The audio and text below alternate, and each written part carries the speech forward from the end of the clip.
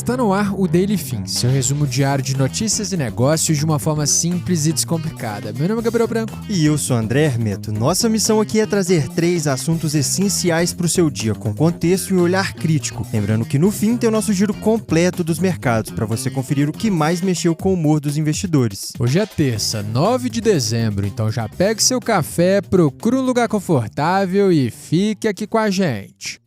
Entre os destaques desse episódio na seção Empresas, Paramount vai pra guerra com a Netflix e faz oferta hostil pela Warner. Em mundo, terremoto de magnitude 7.6 e tsunamis atingem o Japão. Já no Brasil, polícia prende um dos suspeitos de roubar obras de arte em São Paulo. Muita coisa importante pra gente conversar hoje, então já fica ligado e bora pra primeira notícia.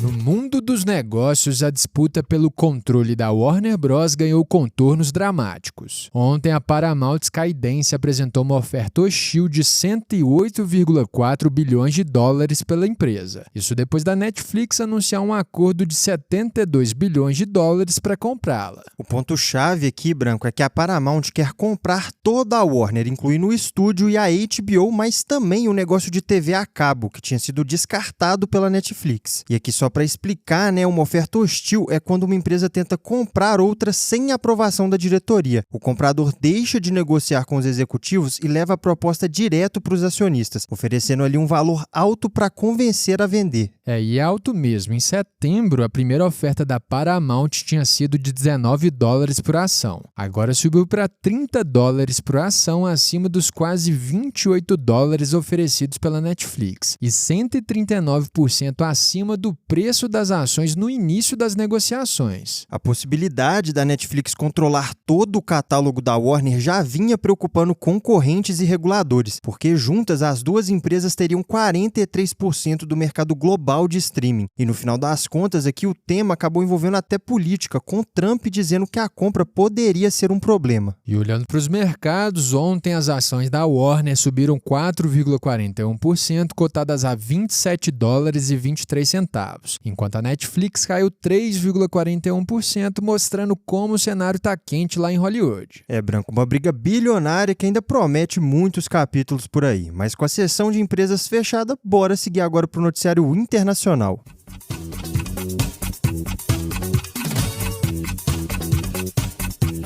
Agora no nosso bloco internacional, um terremoto de magnitude 7.6 atingiu o Japão e acionou alertas de tsunami na noite de ontem. Pois é, Branco, mais de 90 mil pessoas foram evacuadas. O tremor aconteceu às 11h15 da noite no horário local, com epicentro no mar, a 80 quilômetros da cidade de Misawa. Por enquanto, ainda não há um número oficial de feridos, e apesar dos alertas iniciais preverem tsunamis de até 3 metros, o que se viu foram ondas menores, de até 70 centímetros. E por que isso importa? O Japão fica no chamado Anel de Fogo, que é uma região com vulcões e falhas geológicas. O país registra um terremoto a cada 5 minutos e concentra 20% de todos os tremores acima de magnitude 6.0 no planeta. E aqui a gente olha um pouco para o histórico japonês nesse sentido. Em 2011, um tremor de magnitude 9.0 gerou ondas de até 15 metros, inundou a usina de Fukushima e deixou 20 mil mortos, no pior desastre nuclear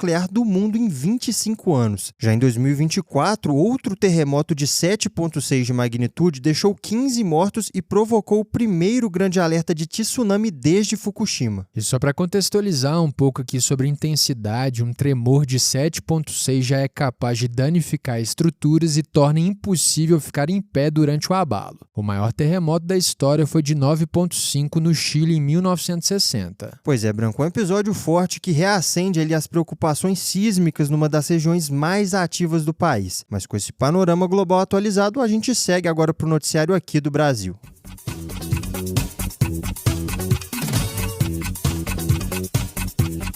Agora no noticiário do Brasil, a polícia prendeu um dos suspeitos do roubo da Biblioteca Municipal Mário de Andrade em São Paulo. E aí, contextualizando para vocês, no domingo, 2 criminosos armados invadiram a biblioteca e levaram 13 obras de arte de Henri Matisse e Cândido Portinari. Foram 8 gravuras de Matisse e 5 de Portinari, todas elas colocadas numa sacola de lona antes da fuga. E no momento do roubo em si, os criminosos renderam uma vigilante e um casal de visitantes, recolheram as obras e fugiram pela porta principal mesmo. Mas a identificação dos suspeitos foi rápida, isso porque poucas horas depois do roubo, as câmeras do Smart Sampa, que é o sistema de monitoramento da prefeitura, identificaram a dupla. E ontem a polícia prendeu um dos envolvidos na Moca, na zona leste da capital. O veículo usado na fuga, uma minivan azul, também foi encontrado. Para evitar que as peças deixem o país, a prefeitura também acionou a Interpol, que mantém um banco de dados global para rastrear obras roubadas. E por que isso é relevante? O Portinari é considerado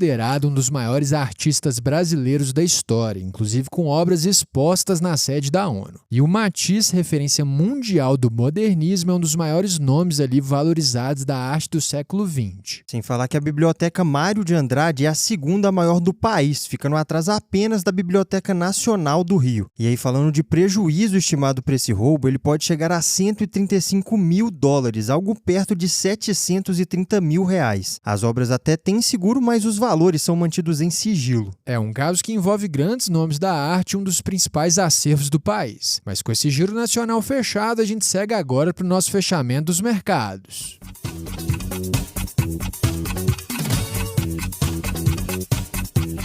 No fechamento dos mercados do Delifim, o que chamou a atenção foi uma mudança importante na holding do Warren Buffett. Todd Combs, um dos nomes de confiança de Buffett na Berkshire Hathaway, decidiu deixar a empresa antes mesmo de saber como ela vai seguir sem o oráculo de Omaha a partir do ano que vem. Combs aceitou um convite do Jamie Dimon para comandar um fundo estratégico do JP Morgan, que já nasce com $10 bilhões para investir em empresas consideradas essenciais para a segurança dos Estados Unidos. E para você ter uma noção do peso dele lá dentro, Combs, junto com outro gestor, foi responsável pelo investimento da Berkshire na Apple, o que virou uma das decisões mais lucrativas da história da gestora. Nesse cenário, as ações da Berkshire recuaram 1,41% nessa segunda-feira e a holding agora vale $1 trilhão e 70 bilhões.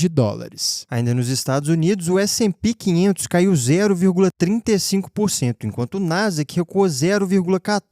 Por lá, os investidores já estão de olho na reunião do Fed, que define os juros nessa quarta-feira. Indo agora para o Brasil, no cenário macroeconômico, o Boletim Focus reduziu a projeção de inflação para 2025 de 4,43% para 4,40%, mantendo a estimativa abaixo do teto da meta do Banco Central, que é de 4,5%.